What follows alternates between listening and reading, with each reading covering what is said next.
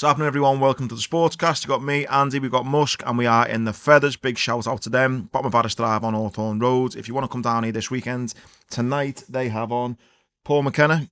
Then Saturday they've got Tom Cartledge, and then Easter Sunday you've got potentially Liverpool winning the league against Leicester, which we'll come on to, and then in the night the real deal.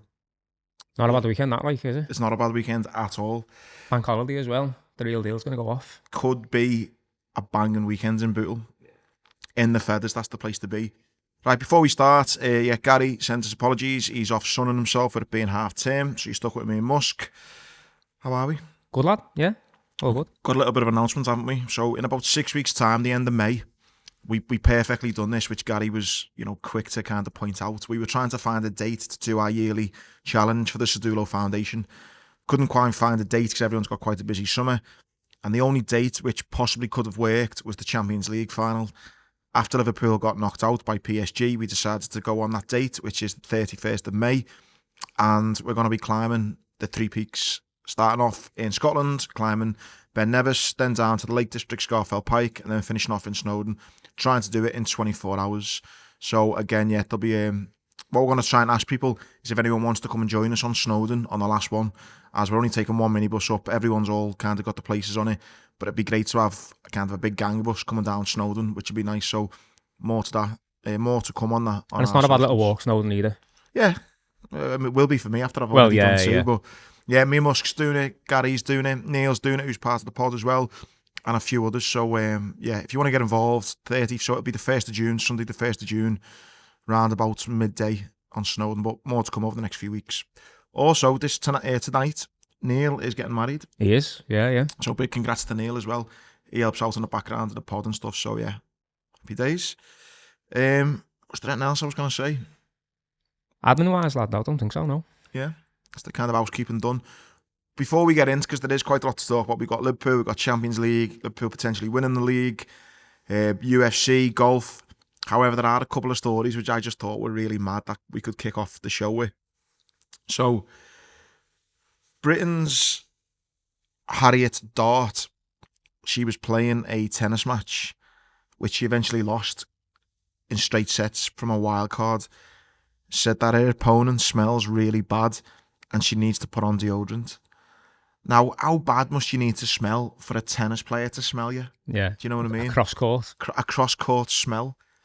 Now, there's obviously they have the little changeovers and stuff like that, lads, don't they? But one swift changeover and you just get this big waft of bow. But she's come out and she's since apologised. She's done like a little Instagram story saying, I'm really sorry, I shouldn't have done that. Where did she say it? Was it like an oppressor or like... No, lad, during the match itself? She just like... To the umpire. Oh, really? She said she stinks, she needs to put on some deodorant. Now, it is a bit funny, isn't it? Getting told you stink of bow is like proper... like year 6, like year 11, isn't it? Year 10, year 9. Lad, you stink of bow. Like, but I do think it is a bit sly. Like, in this day and age of like social media and being on the world stage, getting told that you stink of bow in a live tennis match. Or was it mind games? Is she trying to put it off, but obviously it didn't work. Like, well, she got beat 6-1, so it's 6-0, 6-1. I think she got beat, so it didn't work.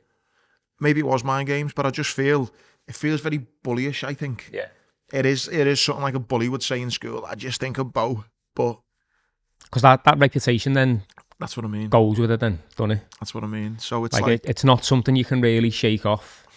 You can shower off, but you can't shake it off. I just have a mad story to like come up on my Sky Sports News. Harriet Dart apologises for saying her opponent stinks. Anyway, well, that was one, and then the other really interesting one is the Whittaker Cameron fight this weekend. You seeing all this stuff with contracts? No. I thought you were just going to talk about like the fact that Whittaker bowed out last time and stuff like that. Yeah, so there's all this stuff on Whittaker that he potentially kind of quit last time, didn't he? Almost fell out the ropes, didn't he, and stuff. And then, so this time, they rescheduled the fight. The last fight was 10 rounds. Whittaker again and his team thought they were again going to fight for 10 rounds. But the guys at Boxer have fucked up the contract and have wrote 12 rounds. Now, Cameron said he's happy to do 12, but Whittaker's doesn't want to, only wants to do 10.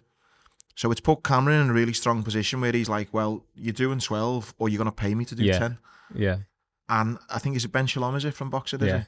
He's kind of saying, no, we'll get it sorted. But Frank Warren has got his fighter going, hang on, we're doing 12 unless you pay us some fucking serious money.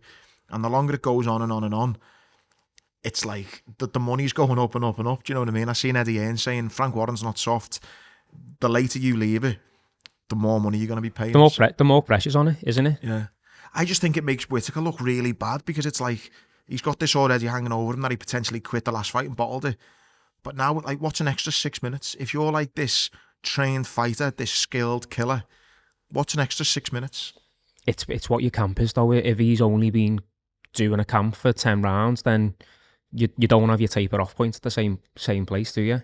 So 6 minutes is a lot, though. But still, 6 minutes after 10 rounds of already boxing someone's head off or getting boxed off. To me, though, I think that shows that he's not confident in the fight because I think he wants it to be as perfect a build up as he possibly can, and now that's got that little bit of doubt in it where it's like, well, here's an excuse if I do get beat, but then is that a reason to call off the fight? Probably not. If I'm Cameron, I'm thinking, you're that scared of me that you can't push your body an extra 6 minutes. Like, I think that's the telling sign. And listen, Whittaker arguably should be going into the fight going, I'll get him out in 5. Anyway, it doesn't matter what the distance is. I'm not taking him the distance anyway. So, really weird one. He's going to either lose face. I think he's already lost a little bit of face, to be honest. And he's now potentially going to pay some money, or Boxer might have to pay some money or whatever. Then Boxer might say they're taking out of Whittaker's, but then he might come back and say it wasn't my fault, it was the contract. So maybe just something to keep your eye on over the weekend. I think, as you just said there, Whittaker has lost a bit of face because, say, like this time last year, he was putting on these flashy performances and his opponents were getting better and better each time. So those flashy performances were kind of like getting dialed down a little bit, and he was getting to a point where it's like, now these are the fights where I can show, or should be showing, what kind of fighter I am. And then I'm not having that. It was enough to make him leave that fight back in October. No. I reckon that was just he knew he was down on the cards. Yeah. It's a nice little get out clause for him. His corner will have been made up with it, and then it's like, right, I can right that wrong now, and now he's got the potential to right that wrong. It could get scuppered again. All because he doesn't want to fight next to 6 minutes. Madness. But yeah. All right, move on to the proper stuff, which I think is this weekend. It's big weekend. I'm hoping it's not, actually. I mean, I hope it's bouncing and bootle with the real deal on and stuff, but I hope we don't win the league this weekend. So before we come on to that, then West Ham last week, I took me dad. I was actually sat right in the last row of the New Annie Road. Like the last row. It's row 48, if anyone's wondering what number that is. Did you give it one of these? No, I didn't, but I was just stood up all game. Do you bet, lad? If you're going to be on the back row, you've got to be the percussion section. There was a lad sitting next to me, actually, who listens to the pod. I had a few nice messages, to be fair, this week about the pod, so thank you very much. But yeah, I didn't give it should have, really. But the worst seats I've ever sat in, like, you couldn't even see the cop. Like, you could just see the top of the crossbar. Yeah, I remember being in the lower Annie back in the day, and it was the back of the lower Annie, and because of the way the roof was, you couldn't see the other side of the pitch. Oh, really? I think, again, it will have been similar to you, where you can like just see the goal, maybe, at best. There's not any restricted views, I don't think, is there, in Anfield, but I mean, that was the closest you're going to get. But needless to say, it took me dad, which was nice. He had a heart attack walking up to the top of the stairs. Mate, they were that high up. You know, everyone who watches the show knows that me and my dad like having a pint. My dad considered not going down at half time for a pint because it was that far to walk. Considered, but still. We still did, but he considered that at least. Yeah, the game was played all right first half, didn't we? Nice and controlled, I thought. Yeah, nice and controlled. I thought Salah had their left back on toast, didn't he? A good few times. I felt sorry for him. Like in that first half, there was one where the ball got like lobbed over, and Salah was just tracking it all the way. Their left back went up for it, just missed it, and then Salah just brought it down and he was away. I think that might have been the one where he scored, you know. Was it? Yeah. I haven't even watched the game back at all. He'd done it. No, neither have I. He did do that kind of very similar a few times. Yeah. But yeah, I think as well, like it was, I know Salah, he got the assist, but I think with him signing the contract, it was the kind of Mo Salah day, really, wasn't it? Do you know what I mean? The crowd were, for once, singing his song before he scored a goal. I always think that with Salah, we've said it before, I think Salah seems to have to score a hat-trick before the crowd actually start loving him a bit. It's the expectation, isn't it? Like, like the fact that he's so good, that kind of precedes all of our expectations. That it's like, well, we expect him to do that anyway. Whereas Nunes is that shit. When he does a sprint, it's like, fucking hell, he can run fast. Yes, Nunes. But yeah, so... He was disappointed though when he came off. It looked like he was still disappointed that he didn't score. Yeah. Which is again, it's the mark of the man, isn't it? Exactly, yeah. Yeah, so I thought his assist was brilliant. And it was one of those assists, was it meant for Diaz or Jota? It's like didn't matter, they both there. He's putting it in that place, which I thought was brilliant. Come out second half, and I don't know whether we massively dipped or West Ham just raised the game, but either way... Bit of both, I think, yeah. Either way, they had some ballers on the field who suddenly remembered they could play football. Yeah, Paqueta was taking the piss really that second half. He was unreal. And then there was another lad, was it Kudos? I think he was the tall black lad who played on kind of attacking left. Oh, left. I'm sure it was, but might have been. He does normally play along the front. There was someone holding the ball up, and I swear to God, people just bouncing off him. It might have been a bit of Paqueta as well, but I remember 2 players. And I was like, who the fuck have West Ham come out here? Like, do you know what I mean? It was... So just completely lost our way. I'll be honest, I didn't see their goal coming. A few people in Army were going, we need to get a second here. I can see them scoring. And I was relatively chilled. I was like, nah, don't worry. We did make a couple of defensive errors, like through the middle, not like in terms of like on the ball and they've, hashed at it or whatever, just like positional stuff. Like there was a couple of times where like they only needed a couple of passes and they were like through. Through the middle kind of thing, like either the midfield 3 weren't picking up or our 2 centre halves were like massively wide of where they should have been. If they kind of brought themselves in a little bit, it would have been a little bit better. But there was a couple of times where like I was sitting next to Baddy and he was like, yeah, these might knock on the door here because we're letting them have a couple of goals here. I thought Alisson made a couple of good saves as well, to be fair. Yeah, made some great saves. I mean, he's brilliant, isn't he? He is so good. I know his injury record's not amazing for a goalie. I mean, it's not amazing. Did you see Pickford? Sorry to go off on one, but Pickford's started the last 100 Everton Premier League games. You compare that to Alisson, he's been injured a bit, hasn't he? But I'd still rather have Alisson, but still, I thought that was quite impressive with Pickford. That's the thing, that when you're doing like a pros and cons of Alisson, that your biggest con is like availability, innit? That's his only con, isn't it? Yeah, like, and performances like Sunday show why you do have him. Yeah, why you stick with him despite his your squad, injuries. So yeah, a couple of great saves, and then if anyone needs a bit of a break, it's Robbo, innit? And he's just not getting it. He had his nightmare the other week, wasn't it, against Fulham? Yeah. And then, to be fair, it was Van Dijk as well, wasn't it? I'd say it was more Van Dijk than him, to be honest. Like, I think he didn't look happy with Van Dijk either. No, like he got taken out of the firing line, didn't he? Like, give Costas a start, have a little bit of a break, you come on, last like 25, 30, whatever, then work your way back into like your stride and all that.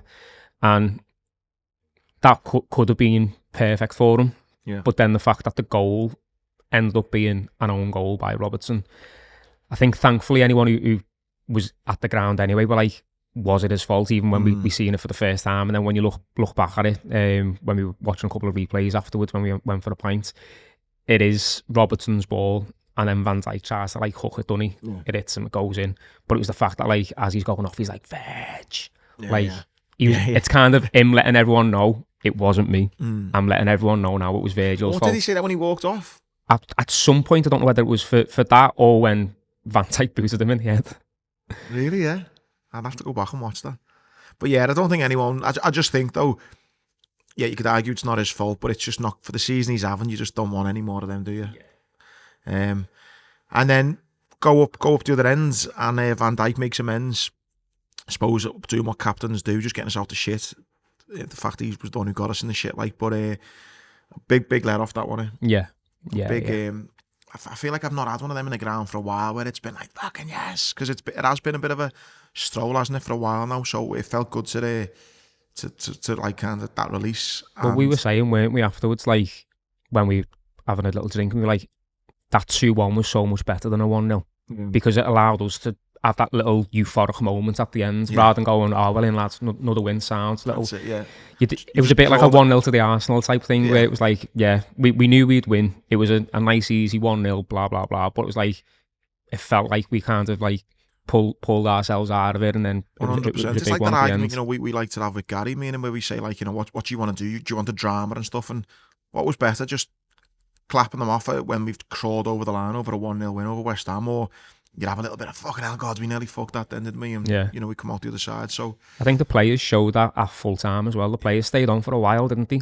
Yeah. Looked like Slot kind of like told them to stay on for a bit as well. I don't know whether that was like, just in case we win it at Leicester, this will be your last home game before you become champions, or what, or whether just like these fans kind of deserve. Do you know what I think's a little bit as well, mate? I think there was definitely, and we spoke about it last week, and thankfully for one of the first times, we spoke about something on the Thursday, and then it came out on the Friday. Normally it's the opposite way around. We just finished recording, and then some news breaks. But I do think there was that feeling of like, obviously you had Mo's contract get wrapped up last week.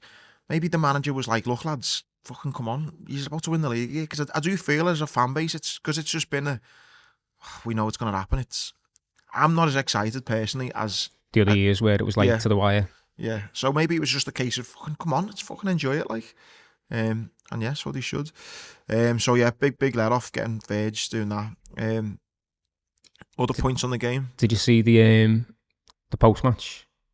I don't know whether Verge and Salah. Were you already in the bar when that happened? Because I'd missed that, but one of the lads was saying like Salah's basically just told everyone off Virgil. So yeah. Well, I thought it was really nice actually. I think on one of the interviews they done, the interviewer says, so Mo, you've broke the goals and assist record for the Prem season.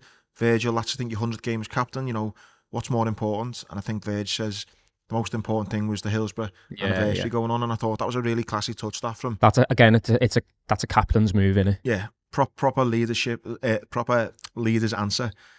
And then obviously then Mo throws him under the bus by saying, yeah, it's not about my contract now, it's when's Virg going to get announced, and then he kind of just plays it off a bit, doesn't he? Says, I don't know, like, you know. Oh, potentially or whatever, yeah. But I think given his answers like that, you know, he's shown what a leader he is, given the fact he stepped up and won us the game, you know, he's kissing the badge. I think it's done, innit? Yeah. And it's probably the thing that we said months ago, that if there's going to be anyone sign it will probably be those two. We still don't know about strengths. I told Musky, I don't know whether said it to him on camera, but I told him he threw me under the bus when I made that a few weeks back when we made that one on strength. And I'm like, yeah, agree with every point I'm saying as I'm watching it back. And then at the end I go, but I still think he signed. And then everyone's like, fucking hell, you're doing well until you said that. But I do still think that, you know, we'll come on to Real Madrid in a bit, but I do just think like, it's like a relationship, and it's like having a girlfriend, and it's like a high school girlfriend, I mean, and it's like you're kind of thinking, oh, should I have fucked them off or not? And it's like I think he's constantly toing and throwing about what he should do. Yeah, and I think, as you just said there, like if he's watching that last night, he's going, oh, yeah. But it could be a done deal, and we don't know about it, and that's why they've. James P has come out and said there's absolutely no chance in him not going to Madrid. Has he? Yeah. He's normally like he's normally spot on a lot of things, like. Yeah, I just don't think he's going there happy. As in, like, don't get me wrong, listen, he'd be fucking happy if he wins the Champions League next couple of years. He eventually will be happy, but I think the way that it's gonna, like, the way he's leaving with Mo and Verge being like the heroes who are staying, them winning the league, everyone's buzzing out for the next season, for new signings, and he's like, all right, lads, I'm off now. Yeah, it's not what he wanted, is it? And one thing that I don't know whether it was just because he was playing well anyway, but it felt like Conor Bradley was getting like proper plaudits on Sunday. It was like played well as well. Well, that's the thing. So generally, we like the fans should have been singing for him anyway. Yeah. But I don't know whether it was one of those where it was like, let's sing a little bit louder for him, in a bit, just to be like, we're okay with this right back. Well, even like the fella I was talking to next to me was like, I think most people would say Conor Bradley's a better defending right back anyway. And he's already showed glimpses of him going forward and assisting and goals and stuff anyway. So, well, I thought he was boss when he came on against Fulham. I am completely all right with Trent going now. As in, don't get me wrong, I'm still angry and pissed off. But footballing wise, I'm all right with him. I'd have Bradley as our first choice right back. Obviously, get a replacement in, but I'm happy with him being started each week. One thing they do need to get though is a left back. Again, we just touched on Robbo a bit there. I think he's definitely someone we need to go for. Well, yeah, because even like Costas comes in on Sunday and he still makes some mad decisions on the ball. Like defensively, he didn't really have loads to do, But just there's some times where he was like dawdling on the ball, or he had loads of time, and then because he thought he had loads of time, it then turned into having no time, and then he was just like hashing at it and passing it inside to one of their players, or he was only going to go back to Van Dijk, and you see Van Dijk like rolling his eyes every now and again, or like telling him to where to go, and it's like Van Dijk obviously should be doing that as a captain, leader, centre half, and all that, but he doesn't seem to do that as much when it is Robbo. I think what's hard for Costas is we're comparing him to like prime Robbo, aren't we? And prime Robbo was fucking unbelievable. So I think that's the kind of shoes he's got to fill, and he's just not up to it, is he? Unfortunately. Talking of signings and people kind of making way, you know, Elliott again. You know, I've said it before. You know, I'm a big fan of his. I just don't know what he has to do to get minutes. Like, I don't know. Maybe it's his half fella in fucking Arnie Slot's ears doing his head in. We had this conversation this time last week, and we were like, oh, maybe he might get a bit of extra time because he's played well when he's come on, and then cut to the next game and he gets no minutes at all. It's mad, isn't it? Him and Kerkez, like, obviously just keep warming up and all that kind of stuff. Lads. He's got it. Like, do you know what? It's weird. He does seem to be really enjoying himself. Like, he seems to be like when he's just on the sidelines, he's proper animated. Where's he on loan from though? He's not. We bought him. We haven't. We have 10 million. No, we haven't. We have. Lads, we've loaned him. Let me just double check. Google. We have not. Please tell me we did not buy him, lad. No. I was going to say to you, the only reason he's fucking smiling is because he's fucking loaned out to a team that's going to win the Prem. Surely we haven't signed him, lad. Oh my God. That was a bad fucking decision. At the time, though, we were saying 10 million for somebody like him with his experience and all, that's great. But him and Elliott seem to play similar styles of football in terms of like what Slot doesn't seem to like. Doesn't want, yeah.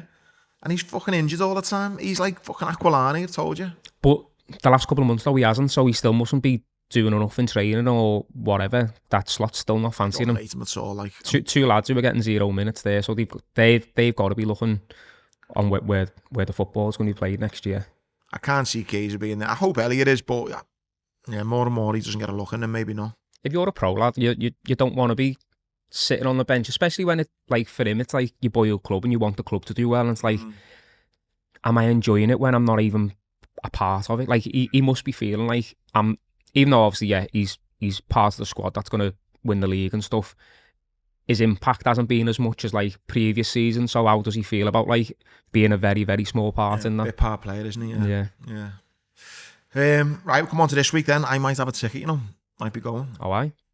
Oh, yeah, you said on Monday, didn't you? Like, yeah, if anyone could go or whatever. Potentially going. So, yeah, Liverpool got Leicester at 4 o'clock, I think it is Sunday. Arsenal play Ipswich at 2 o'clock. If Arsenal get beat and Liverpool beat Leicester, they win the league. Yeah. Now... And that is the real deal. That is the real deal. I don't want that to happen. I want Arsenal to at least get a draw and then to beat Palace next week, and we win the league at Spurs. That's what I want to happen. I want to be standing in the Kop with my half fella and watching us win the league. To win it, I fucking Leicester. Yeah, I agree. Be a bit shit, won't it? It'll be shit for the people who aren't going the game. yeah. I think the majority of people, they want to be where they normally are when like they want to be sitting with the person that they normally sit by, or go on the pub before, go on the pub after, all that kind of stuff. And then like it'll be a great day if it does happen regardless. Like, so if we're in Abuja watching the Arsenal game and then us against Leicester and we happen to win the league, it's still going to be sick. But there will be that little bit where it's like, but imagine if like you're watching our goals go in at Anfield, that's going to like seal it. Like that would feel better. But regardless, it's just waiting to happen. Getting that trophy is the main thing, isn't it? Yeah, and it is interesting because obviously Liverpool could relegate Leicester if they win, but Leicester, they're done anyway, aren't they? So I think that's it's basically two teams that are like inevitably one's going to win the league and one's going to get relegated. It just as and when, that kind of thing. I guess the only thing is then for that Arsenal game is how much focus will Arsenal have on that game after they've had a big night in Madrid, which we'll come on to in a bit. But I think even if they do rest a few players, beating Ipswich isn't a hard task, really, is it? And again, Ipswich are in a similar position to Leicester. Like, they're on the cusp. I wanted Ipswich to stay up, as well. I really did, but I think there's something like 10 points between them and is it West Ham? West Ham it is now, I think, actually, yeah. I think one's on 25, one's on 35, so... Yeah. We'll touch on Everton, not loads to talk about again with Gary not being here as well, and then we'll touch on the Champions League. But, they played Forest, didn't they? Yeah. Actually, yeah. Beat Forest, last good minute goal. Performance, yeah. Gary sent me a thing saying every time Decore has scored for Everton, they're unbeaten. Which is a bit of a mad stat, isn't it? Mm. Considering Everton, unfortunately, the last few years have been beat most weeks. Anytime, I don't know how often he scores Decore for them, but yeah. Well, that could be the thing that skews the stat, in it, really. He scored one goal. But yeah, he's popped up with a couple of late or important goals the last 12 to 18 months. Yeah. I think that the praise you've got to give David Moyes, and I actually really like David Moyes. They're now above United and Spurs. Given before Moyes come in, I was certain Everton were going down, and that's not even being. Listen, I am a self-confessed, bitter, but I thought they would be going down just because they were so bad. Moyes comes in, and to now be above United and Spurs, I just think that is remarkable.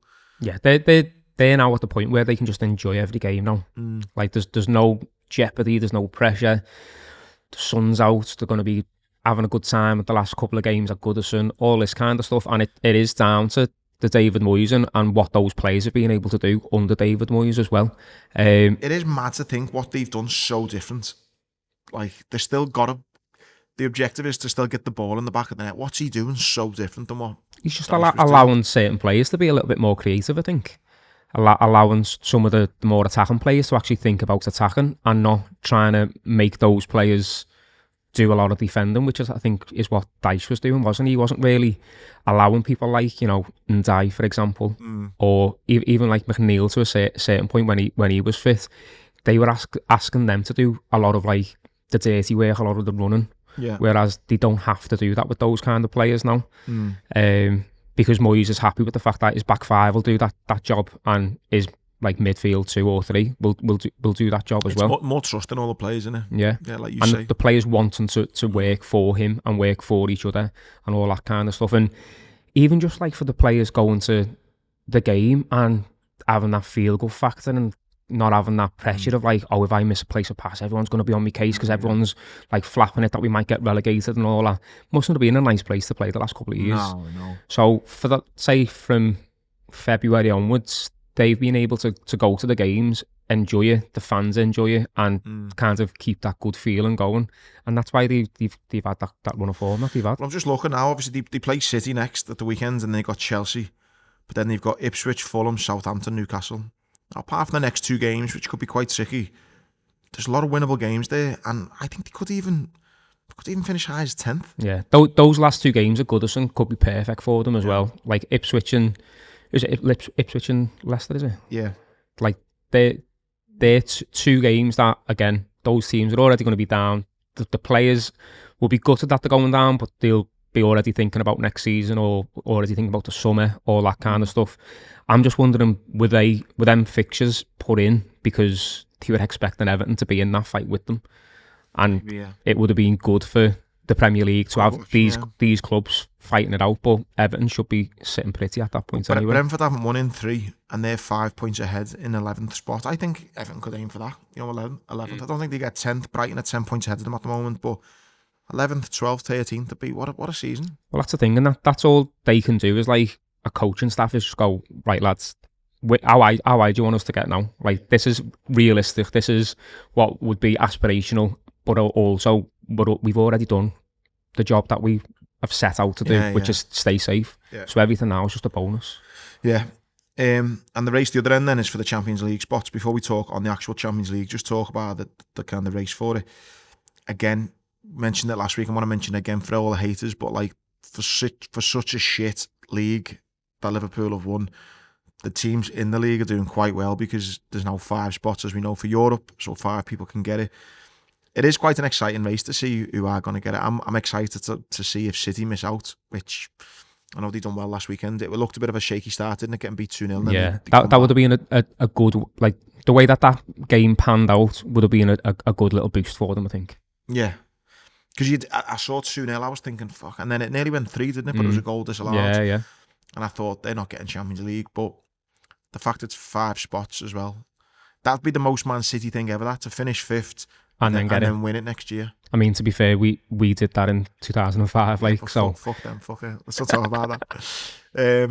But look at the table there. You've only got 5 points splitting between 3rd and 7th. Yeah. Like, that's a couple of games of good form or poor form, and you're in a totally different position between those spots.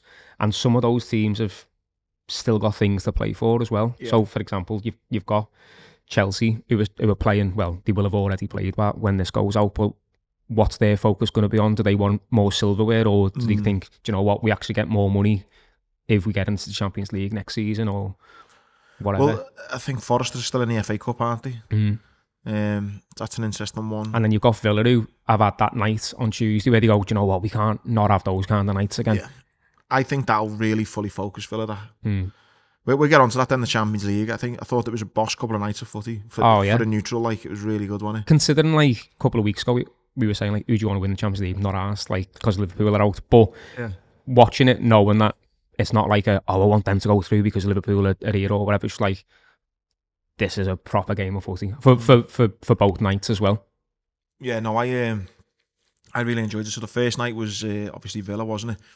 I didn't expect Villa to play like that, given what we'd seen PSG do. The first half, it was a bit like they're going to go out at a bit of a whimper here. But that second half, I don't know what happened to them, like. But brilliant, wasn't it? I didn't think they'd go through, but I want PSG to win it now. But I was looking, going, fucking go ahead, lads, go on. But obviously it wasn't to be in the end. But I just thought, again, PSG looks so impressive, don't they? I know they didn't maybe look as impressive like that game, obviously, but I can't look past them at the moment. I think it shows they can be got at, which is a good sign for anyone who's going to play them in the next 2 games anyway, or the next 2 ties, I should say. But I thought some of the Villa players were unbelievable. I thought Rashford was quality. I thought Rashford was like his old Man United self, where you'd think he's going to do what he did for one of the goals, which is take on a couple of lads and put it on a plate there for Konza.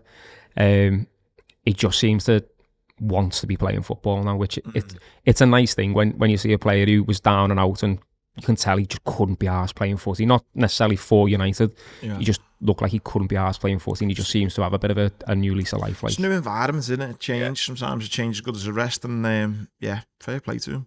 Who's the other lad who was really good, I thought? Is it Morgan? Rodgers. Was it him, yeah? Yeah. I thought he played really... Their keeper's good, though, isn't he? PSG's keeper. Is it Donnarumma? That was a great save. Donnarumma, is it? Donnarumma. Yeah. Yeah.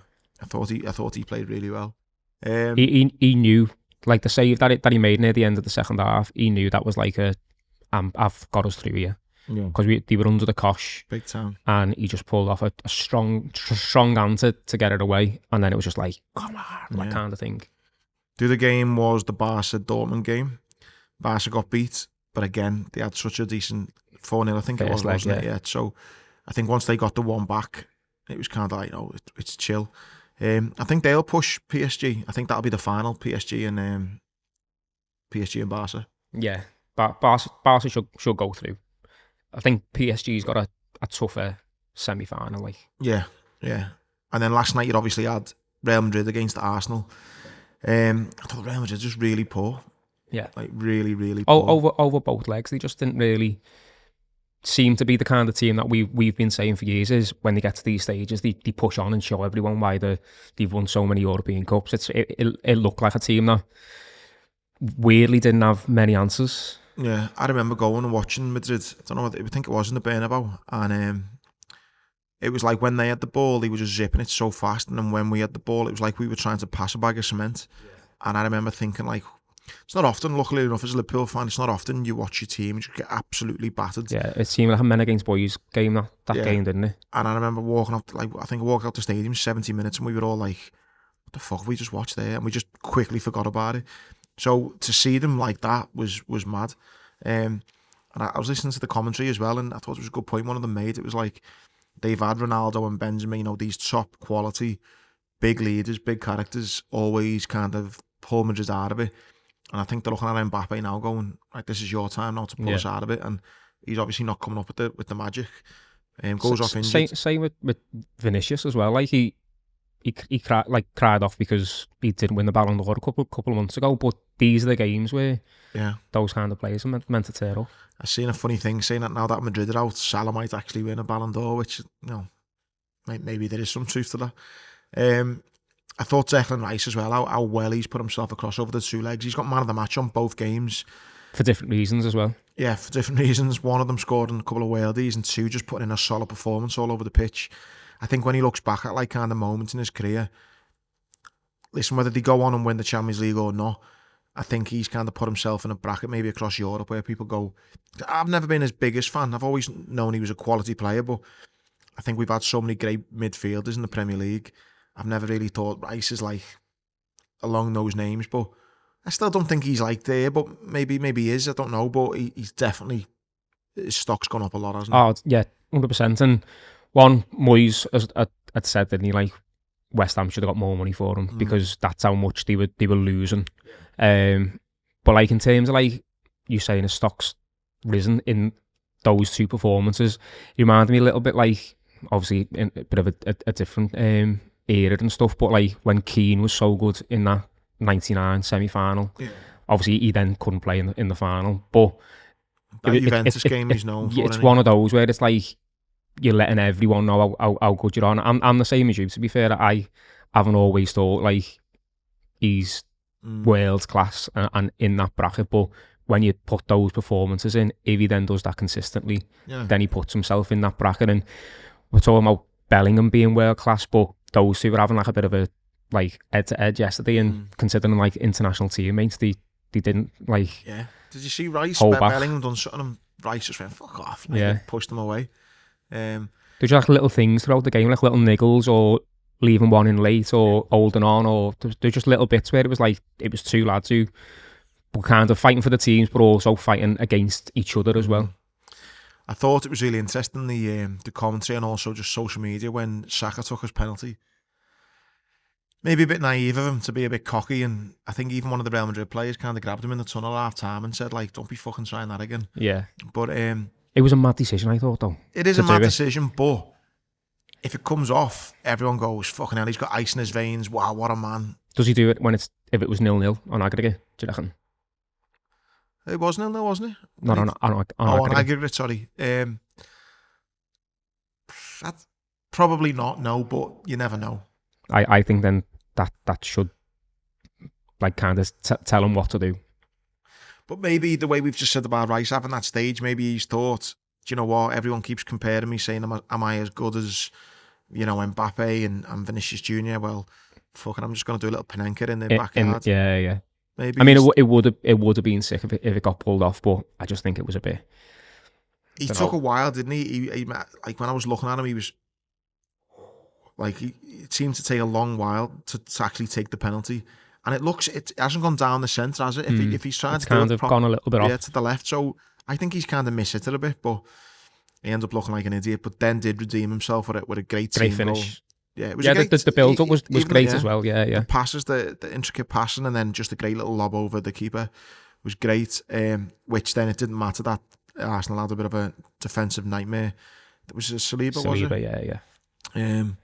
Yeah, shocking. Every centre back's got that in luck. We were talking about that the other week when we were saying about like the greatest defenders of all time and stuff. And we were saying even the best defenders that go down in history just because the video isn't out there as much. They've all made mistakes. It's just like we see it a lot more when it gets repeated over and over on social media. And I think when anyone starts kind of debating the Van Dijk and Saliba debate again, no doubt that mistake. That's one of the things that'll crop up. Out. Yeah. But then Van Dijk's from the other week against Fulham will probably get brought out. There's always going to be a mistake in it. Centre half. Despite the vast amounts of wealth they get each week, they are still human. And the other game was Inter Milan against Bayern Munich, which finished 2-2, wasn't it? Do you know what? I wasn't even paying attention to that game yesterday. I was only paying attention on the Arsenal one. I was only bothered about to see if Harry Kane is going to bloody... finished 2-2, I thought it was, which means Bayern go out, and Kane's only hope of silverware is the Bundesliga, which they are 5 points clear with what, 1, 2, 3, 4, 5 games to go. So he should win his first trophy, but it's not going to be the Champions League. So yeah, that puts up a Arsenal against what semi-final is it then? PSG. Yeah, and then Barca Inter. I'd hope for, as a neutral, I'd like to see a PSG Barca final and PSG to win. I reckon that's how it's going to happen. Yeah. But again, that Arsenal performance over the last 2 legs, if they do that against PSG, they've got every chance in the world. What will everyone say, though, if Arsenal do win the Champions League, how can anyone say Liverpool have only won the league because it's a shit league? I cannot wait to hear those arguments, you know. Because weirdly, some of the people who've said it have been Arsenal fans. But how can Arsenal, who are the second best team in England, beat every team in Europe, though? It's like that across, like I said the other week, it's like that across all of the European competitions. There's still English teams in them. Exactly. So what happens if it must just be that Chelsea football in general shit then? Chelsea win the Europa Conference League, United win the Europa League, Arsenal win the Champions League, yet the Premier League shit. If that happens, honestly, people can just stop watching football then, because it means football across the globe is now suddenly just gone shit. Because Liverpool has made football across the world go shit just because they won the league, basically. Anything else on footy? No, we'll go down the footy there, lad. Okay, we'll move on then to finish off on a bit of a UFC and golf. So I was up at 3 a.m. last weekend watching the UFC. It was in Miami. What a card it was as well. I didn't watch the prelims. Apparently there was a few decent fights on the prelims, but I did watch all of the main events. I'm terrible with the names on them. I am a bit of a fair weather UFC fan. I only know the kind of big hitters, but the fights were decent. There's that fella again, Bryce Mitchell, I think his name is. He's basically like the Nazi sympathiser. Did you not see that? No. So what I think how the UFC is really interesting is Dana's almost like, look, I'm not going to apologise for what my fighters say. I mean, you look at Conor McGregor, he's like, look, they're their own men. They're in the fight business. They've all got fucking screw loose anyway. So the UFC doesn't, endorse what they say. They're their own people. And he's come out and said, like, Hitler was a good man and, like, he loved his country and he's fucking a bit of a weirdo. Some of the stuff he said, I might be just throwing this Bryce Mitchell under the bus. I think it's him. But anyone who knows UFC will know him on about. And he was fighting and he got battered, which was nice to see. That was a good fight. Then you had Paddy was fighting against Chandler. I'd kind of watched all the vlogs in the lead up to it, so I was even more invested as I normally am type thing. And obviously, I should have really went to Miami. I mean, I've got a little bit on at the moment, but I was thinking about going again. I'm kind of texting Paddy and a few of the lads over there and looked to have an amazing time. Miami looked cool as fuck. That boat party the other day looked good. Looked boss, didn't it? Yeah. So Hayden and all the lads out. Anyway, watching all that, mega pumped for the fight. But as you're watching Paddy, I mean, I'm sure he's got his own confidence and his team got their own confidence. As just a fan of his, you see him kind of get it even just a little bit. I'm like, oh shit, no, fucking what's going on? But apart from, I think there's probably a handful of times Chandler laid hands on him. Aside from that, it was a completely dominant performance. I see on one of the reels or one of the YouTube videos I've been watching the last few days, I think 2 of the judges actually gave the first round to Chandler. Yeah. Which I think it was debatable. It was 50-50. I don't think Chandler done any damage to Paddy whatsoever, but depending on how you scored in the round, maybe they could have given it to him. But I mean, it wasn't needed anyway because Paddy come out the second round, dominated, and just shown just how good he is. And it was an unbelievable fight. Dominated them on the ground again.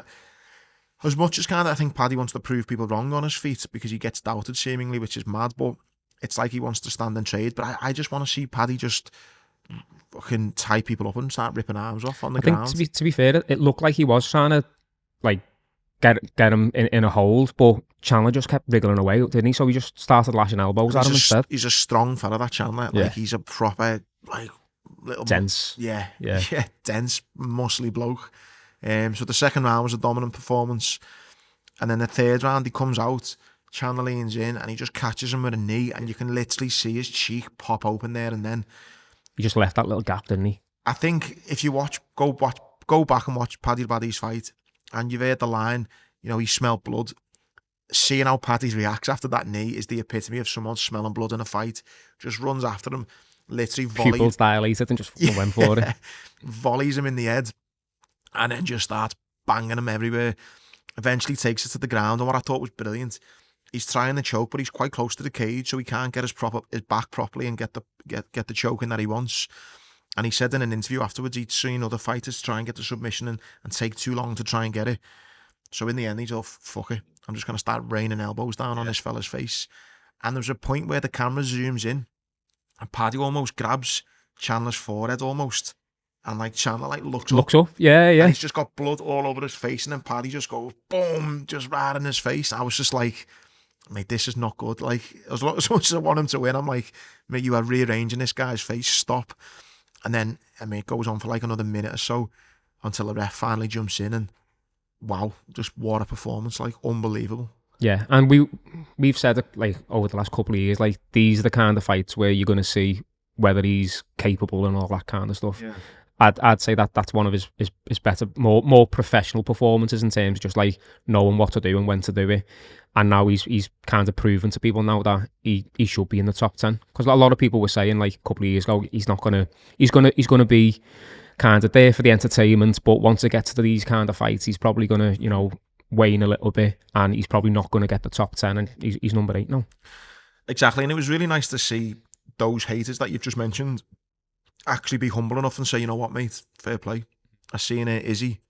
He's seen him. He said, mate, I'm gonna have to stop betting against you. Like, I'm really sorry, but like, congrats, like, well done. McGregor bet against him, didn't he? McGregor, mad. Fucking, I seen Paddy's had to pop back at him, and he's saying like this Scouse-Irish connection. You know, every Scouse is half Irish. So why McGregor's doing that, I don't know. But it's funny, innit? Because now it's like, I mean, I'm sure Paddy wouldn't say no to it. I can't see him saying no to anyone calling him out. But like, if McGregor wants to get back in, he's going to have to kind of play to Paddy now a little bit, you know what I mean? I know McGregor's still the bigger name, but Paddy's on his got his destination in mind where he wants to be. So it's like, is McGregor even like worthy of having a fight with him at the moment? You know what I mean? Depends on what the fight's for as well.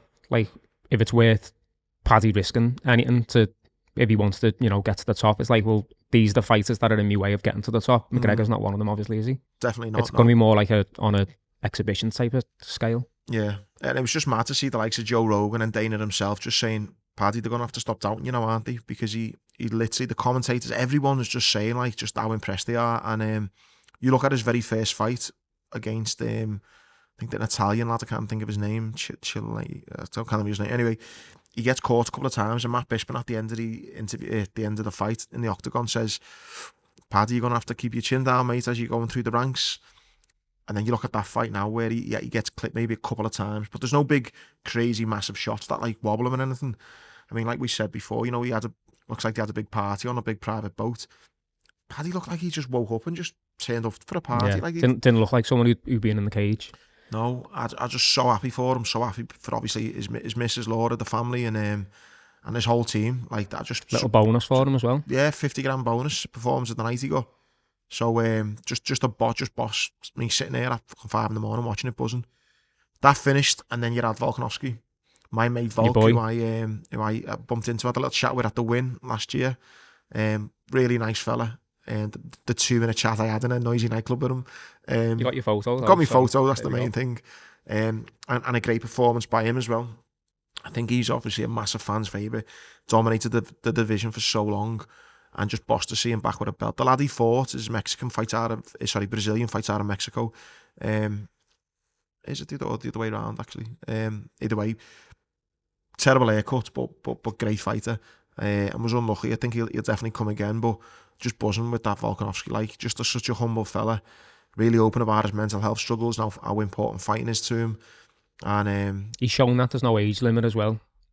Like, oh god, yeah, because it's always been like, oh, you're not going to win any belts at this point, or you may as well, think about retiring at this point. And he's kind of proven if you stay on the right track, and you stay like in a positive way, like physically and like through nutrition and all that, then yeah.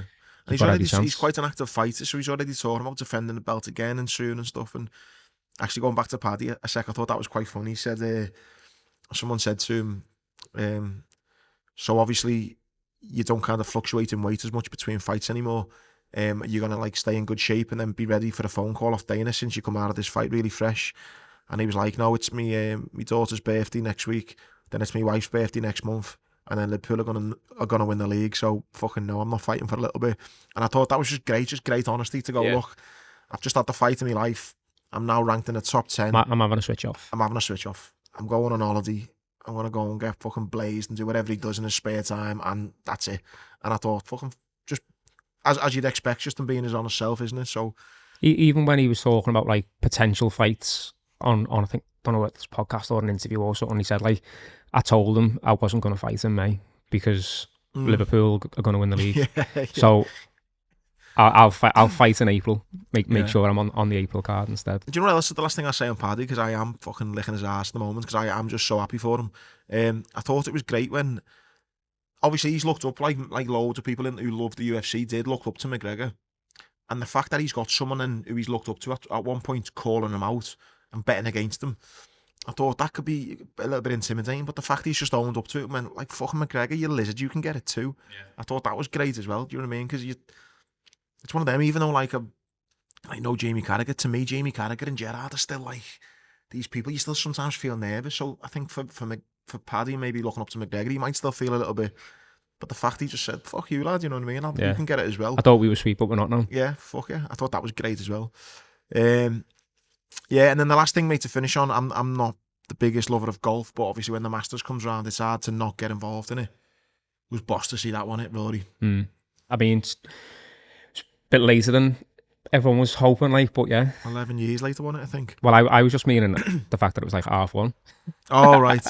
Was it that time on midnight? It was late, like, weren't it? Maybe I was just still watching coverage at that point. Yeah, I think it was midnight. It was done. Was it? Yeah. I thought it. Remember looking at me watching and fucking hell, it's late. But yeah, it might just be in that I was just watching things over and over. And well, he nearly fucked it again, though, didn't he? Like, he nearly fucked it again. I think on the 17th, 17th and 18th, I think he just needed to par them both, and he bogeyed one of them. But then he won it. He won it in the end. But even like earlier in the day, it was like he dropped 2 early shots, didn't he? And like people were like putting in the group, or people putting on social media like, he's gonna do a McIlory Sunday here, and it's gonna be a rerun of like years gone by and all that. But to have that like monkey off his back now, it will be amazing. I mean, considering there's only 5 golfers to ever have done it, I think, isn't it? The career Grand Slam, some achievements.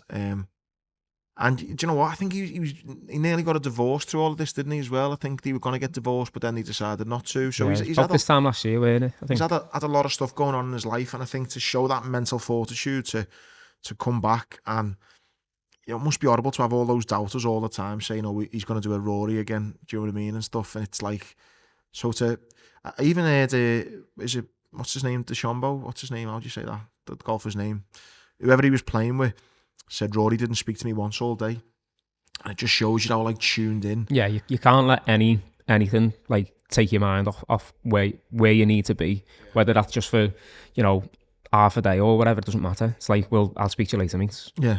I don't even think he said that, like, to be fair, but speaks in the clubhouse when I've got my green jacket on. So just buzzing for him. Yeah, it was like I said, I'm not the biggest golf fan, but you could see what it meant to him in his interviews, his reaction and stuff like that. It was and how hard is that to do? Do you know what I mean? I think golf is one of the hardest sports, and I think, like, yeah, the perseverance was brilliant. It was boss to see. Anything else? No, all good. It was a boss weekend of sport last weekend, wasn't it? That's a bit of everything. I fucking thoroughly enjoyed myself. Right. Hope you enjoyed the show, everyone. If you do want any info on a 3-peak challenge, which will be the 1st of June, just drop me, Musk, or the podcast a message, and we'll give you some details. Please like, subscribe, comment, get in touch, get involved, share amongst your friends, and we'll see you next week. See you later. Have a good one.